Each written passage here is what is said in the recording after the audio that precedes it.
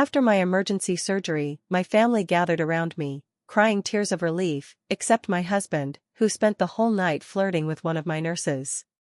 When I got strong enough to check his phone, I found dozens of messages. I waited until I could walk again, then packed my things, and left him a hospital bill in the mail. I never thought I'd be writing this. Not like this. I've read stories on here for years, people spilling their hearts out about betrayal, pain, revenge. But I always thought those things happened to other people. Not me. Not to my life. I thought I had something solid. I'm 38. My name doesn't matter. I live in Evansville, Indiana, and up until 6 months ago, I was married to a man named Caleb. We'd been together for 10 years, married for 7. I met him when I was working finance at a car dealership. He came in trying to lease a Dodge Ram with bad credit and a cocky attitude. He made some dumb joke about signing his soul away, and I laughed harder than I should have. I let him slide through with a payment plan I knew he couldn't really afford. I told myself I was doing him a favor. He told me I had the prettiest eyes he'd ever seen in his life. That was the beginning. He worked construction, but not steady. He floated between jobs. I handled most of the money, paid the bills, kept the fridge full. I didn't mind. I've always been the dependable one. The one who makes sure the lights stay on, even if no one notices. I started getting stomach pains in early November. They came and went. Sharp, stabbing, low on the right side. I thought it was stress. I was working long hours, covering for a coworker who was on maternity leave. Caleb wasn't working much. He said jobs were slow. The pain got worse. I couldn't sleep. I started skipping meals, thinking it was something I ate. Then one day, at work, I collapsed. I don't remember hitting the floor. Just the sound of people yelling. Next thing I knew, I was in an ambulance. My appendix had ruptured. It was fast. Emergency surgery. No time to call anyone before they rolled me into the OR. I woke up in recovery, groggy, with a dry mouth and a line of pain running through my stomach. Everything hurt. My mom was there when I came to. So was my sister, Anna. They both looked pale, red-eyed. My mom kept holding my hand and kissing my knuckles like she used to when I had fevers as a kid. I couldn't talk much, but I felt safe with them there. Then I looked around for Caleb. He was standing near the window. His arms were crossed, phone in one hand, grinning at something. I followed his gaze. He was looking at a nurse. A pretty blonde, young, thin. I think her name tag said Megan. They were laughing. She touched his arm at one point. He leaned in too close. I was still drugged up, but I saw it. The way he looked at her, like I wasn't even in the room. When he finally came over, he kissed me on the forehead and said, "Hey, you scared me." But his eyes were somewhere else. I was in that hospital for almost a full week. My body was healing, but something else in me was breaking. Caleb visited, but he never really sat with me. He'd be there physically, but not present. Always on his phone. Always stepping out to take calls. And Megan? She kept popping into my room, even when it wasn't her shift. I started to notice her more and more. She always brought Caleb coffee. Always stood close to him. They laughed together in the hall. Once, I caught them whispering, then going quiet when they saw I was awake. One night, I pretended to be asleep while they talked near the door. He said, "You're the only good part of this place." She giggled. "Stop. You're married." He said, "Yeah, well. That's more like a title than a reality these days." I felt sick. But I stayed quiet. I had to. My body couldn't fight and confront at the same time. I needed to get stronger first. On the 4th day, I managed to sit up and reach for his phone when he left it on the chair to go to the bathroom. My hands were shaking, but I knew his passcode. He'd never changed it. I opened his messages. Most were gone. Deleted. But not all. There were texts from a number saved as M. I scrolled. My throat tightened with each message. Can't stop thinking about the way you smiled at me today. I wish you weren't married. Let's grab a drink after shift. She'll be fine. And the one that snapped something in me, she doesn't even notice when I'm gone. I dropped the phone. It hit the floor. I pretended I dropped it by accident when he came back. He didn't ask questions. Just picked it up and handed it back. I said nothing. Nothing that night. Nothing the next day. But inside, I was planning. Quietly. Carefully. When I got discharged, he drove me home. Acted normal. Asked if I wanted takeout. Said I should rest. Said, I'm just glad you're okay. I faked sleep while he played on his phone in the next room. When the hospital bill came in the mail, almost $40,000, I didn't panic. I didn't cry. I knew what I was going to do. He was listed as my emergency contact. I made sure the billing department had his name as secondary responsible party. It wasn't hard. We were legally married. He was tied to me. He just didn't know it yet. Over the next few days, I started moving my things quietly. Important documents. Jewelry from my mom. The folder with our car title and house papers. He was barely home anyway. Said he was job hunting. I knew better. The last morning, I packed 2 duffel bags, left the wedding ring in a little dish by the kitchen sink, and scribbled one sentence on a sticky note, "Hope Megan likes medical debt." Then I walked out. I moved in with my sister Anna that day. She didn't ask for details. Just hugged me tight and said, "You can stay as long as you need." Her house wasn't big, but she cleared out the guest room and made it feel safe. Caleb didn't notice I was gone for almost a full day. That told me everything. When he finally did, he blew up my phone. Called 11 times in a row. Left voicemails. Texts started pouring in. "Where the hell are you? You can't just disappear. Are you serious right now?" Then it changed tone. "I'm worried. Please just talk to me. I love you. I don't know what you're thinking." By the next day, he'd figured out the hospital bill had his name on it. That's when the real anger started. UB*TCH. You think this is funny? This isn't over. I didn't respond. I read every message, but I didn't answer. Then he started showing up. Anna saw him drive past her house twice. The third time, he parked down the street and waited in his truck. Just sat there. Watching the house like a creep. I was upstairs, lying on my side, my body still healing, my chest tight with anger and shame. He finally knocked. Anna answered the door. I could hear him from upstairs, yelling. "She's my wife." Anna yelled back, "Not anymore." He begged to talk to me. I didn't move. I just lay there, staring at the wall, letting the weight of his choices sit on his shoulders for once. Eventually, he left. That night, I got a message from an unknown number. I almost ignored it. It was Megan. She said, "I didn't know you were sick.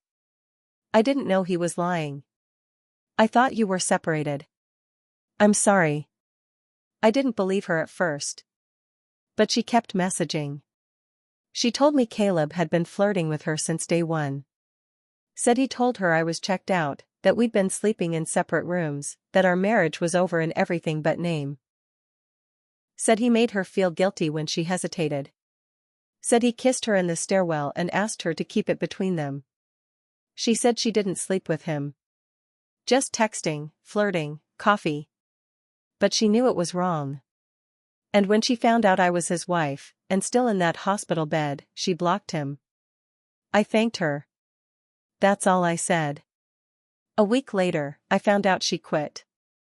Word around the hospital was, she left before the formal complaint could follow her record. Good. But the thing that shook me came 2 days after that. My credit card company called. There was a $900 charge at a tire and auto store in his name. I hadn't canceled the joint card yet. I went straight to the bank. Had everything frozen. Opened new accounts. Changed passwords. He must have realized it quick, because he sent another message, hope that felt good. I'm taking the truck. It was under both our names. I let him take it. But what he didn't know. I'd already spoken to a lawyer. I'd filed for divorce the same week I left. My lawyer sent papers to his job site. Served in front of his boss. That part wasn't accidental. He started blowing up again. Are you serious? Over some texts? You're the one who ran off. You want a war? You got one. I didn't reply. But I wasn't done. One more twist was coming, he just didn't know it yet. About a week after I filed for divorce, I got a call from Caleb's mom. I almost didn't answer. But curiosity got the better of me. She sounded tired. Embarrassed. I'm not calling to take sides, she said. I wanted you to know Caleb's been saying some things. He's telling people you cheated on him while you were in the hospital. That you ran off with some doctor. I didn't say anything. She went on. I know it's not true. But you should know he's going around making you sound crazy. And Megan? He's blaming her, too. Said she came on to him. That she ruined his marriage. I thanked her. She sighed and said, I'm sorry. You didn't deserve this. That night, I sent Megan one last message. He's telling people we both ruined him. That we cheated on him. Just thought you'd want to know. She read it. Then replied, he showed up at my apartment last night. I didn't answer. He left angry. That was the beginning of his spiral. Within 2 weeks, I heard from mutual friends that Caleb had been fired from his latest job. Something about yelling at a manager. He'd borrowed money from his brother. Burned through it. His truck got repossessed. Then came the best part. The hospital bill bounced. They tried to charge both of us. But I'd already handled my share, through insurance and a payment plan I set up quietly. The rest? All under Caleb's name. And he hadn't paid a dime. Collections started calling him. I know because he texted me. You buried me. You destroyed my life. I hope you're happy. Was I happy? No. But I was calm. I was finally breathing again. And then, I got a message from his ex. Not me. The ex before me. A woman named Trina. She found me on Facebook and sent a message that started with, Hey. You don't know me, but I was with Caleb before you. I think we should talk. I felt a cold knot form in my chest. We talked on the phone that night. For 3 hours. She told me everything. How he cheated on her constantly. Lied about everything. Took out loans in her name. Left her thousands in debt when he bailed. How he'd once stolen from her purse while she was asleep and blamed her little brother. She said, I saw your story and I knew right away, same pattern. It wasn't just me. It had never been just me. She never got closure. Never got her money back. She said he still owed her $3,200 from years ago. Never paid her a dime. I told her what I'd done. The hospital bill. The divorce. The debt. She laughed. A quiet, satisfied kind of laugh. He finally picked the wrong one, she said. But I wasn't done yet. Caleb thought I was quiet. That I disappeared and moved on. But I was about to take one last step. One final twist. He didn't know I had a copy of all the messages. The ones from Megan. The ones he sent during my surgery. The ones where he joked about how I wouldn't even know if he slipped out for a beer, because I was out cold. I made a small packet. Printed them. Added a note at the top. This is who you're thinking of hiring. Just thought you should know how he treats people when they're at their lowest. And I mailed it. To the company he applied to. The job he was bragging about on Facebook. Said it was his comeback. They never called him back. He posted online 2 days later, "People are out to ruin my life." No, Caleb. You ruined it yourself. I thought it was over. I really did. But a few weeks after I sent that packet to the job Caleb wanted so badly, I got an email. From a woman I didn't recognize. The subject line just said, "He did it to me, too." I opened it. Her name was Lydia. She lived 2 towns over. She said she met Caleb on a dating app. He told her he was divorced, no kids, owned a house, worked construction full-time. She was 42, divorced herself, working 2 jobs and raising a teenage son. She believed him. He'd been seeing her on weekends, telling her he was out of town for work during the week. She said he borrowed $600 for truck repairs. She never saw it again. She only found out the truth after a mutual friend of hers saw one of his Facebook posts and recognized his name from my story. Someone had screenshotted my post, the one I'd written anonymously on a small community forum, and shared it. Lydia connected the dots and dumped him that same week. But the money? Gone. That's when I knew, this wasn't just about me anymore. This man had a habit. A long one. Using women. Lying. Taking. Disappearing. So I made a decision. I went public. I wrote everything. Not just here, but in a blog post, too. Shared receipts, texts, with names redacted at first, and told my whole story. I didn't exaggerate. I didn't lie. I didn't have to. Within 2 days, it was shared over 4,000 times. Then 10,000. Women from 3 different states commented or messaged me. Same man. Different lies. Different cities. One said he stole her jewelry. Another said he ran up her credit card and ghosted her. One woman said she filed a police report after he threatened her when she caught him cheating. It all came out. And then, something unexpected happened. A reporter reached out. She ran a local column on online scams and emotional abuse. She wanted to do a story. At first, I hesitated. Then I thought about all the women who were too ashamed to say anything. Who kept quiet like I had for way too long. I agreed. The article ran under the title, "The Contractor of Chaos." How one man left a trail of debt, lies, and broken homes across 3 states.